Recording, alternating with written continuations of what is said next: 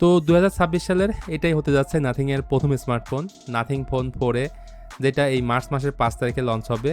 এর সাথে আরেকটা ফোন লঞ্চ হবে নাথিং ফোন 4 প্রো। এটার ব্যাপারে আমরা অন্য কোনো ভিডিওতে ডিসকাস করব।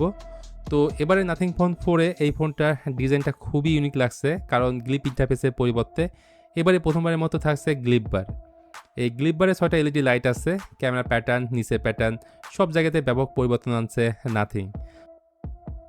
যখন দুইটা ফোন পাশাপাশি রাখা হয় তখনই ব্যাপারটা ক্লিয়ার বোঝা যায়। পেছনের দিকটায় ব্যবহার করা হয়েছে গ্লাস, সাইড ফ্রেমে থাকছে প্লাস্টিক, আর ক্যামেরা বাম্পের এই অংশটা হচ্ছে মেটালের। তবে আইপি রেটিংয়ে সেই পূর্বের মতোই থাকছে IP64 এর রেটিং। এখানে IP68, IP69 থাকলে অবশ্যই ভালো হতো। পোর্টসের ক্ষেত্রে আগের মতোই থাকছে নো হেডফোন জ্যাক, সিম ব্যবহার করা যাবে 2টা, এবং থাকছে dual speaker, in display fingerprint scanner. আর অফিসিয়ালি নাথিং এখন পর্যন্ত 2টা কালার রিভিল করলেও বেশ কিছু সোর্স থেকে জানা গেছে এই ফোন 3-4টা কালারের সাথে আসবে। নাথিং ফোন 4 থাকবে 6.78 ইঞ্চের একটা full HD plus AMOLED display, যার refresh rate 120 hertz, 1 billion colour support করে।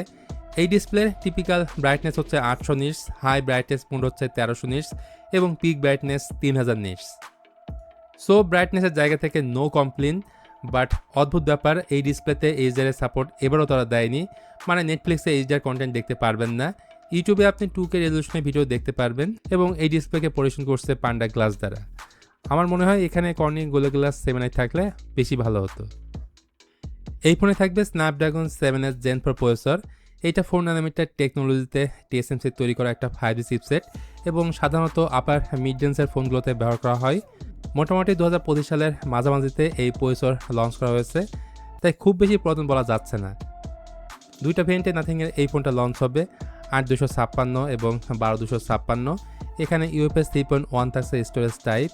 আরও সহজ করে বললে এই স্ন্যাপড্রাগন 7s Gen 4 দিয়ে রিসেন্ট সময় বাংলাদেশে একটা ফোন লঞ্চ হয়, Oppo Reno 15। সেটার মতোই পারফরমেন্স কিন্তু আপনারা এই ফোনটাই পাবেন।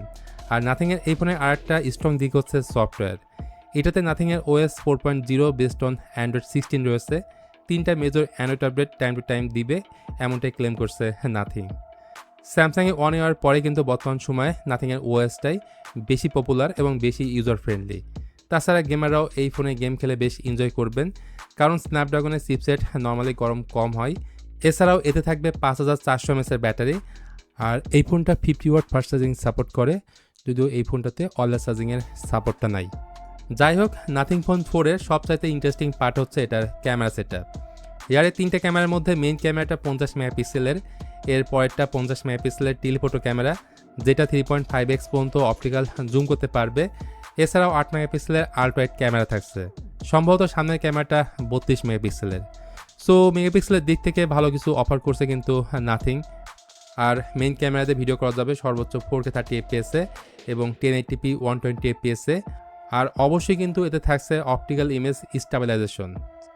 তো আপকামিং এই নাথিং ফোন 4 সম্পর্কে যতটুকু জানতে পারছি সেটা আপনাদের সাথে শেয়ার করলাম। আর এই ফোনের ডিজাইনটা স্পেশালি আপনাদের কাছে কেমন লাগলো অবশ্যই কমেন্টে জানান। আজকের ভিডিওটা এই পর্যন্তই, সবাই ভালো থাকবেন। দেখা হবে অন্য কোনো টপিকস নিয়ে খুব তাড়াতাড়ি।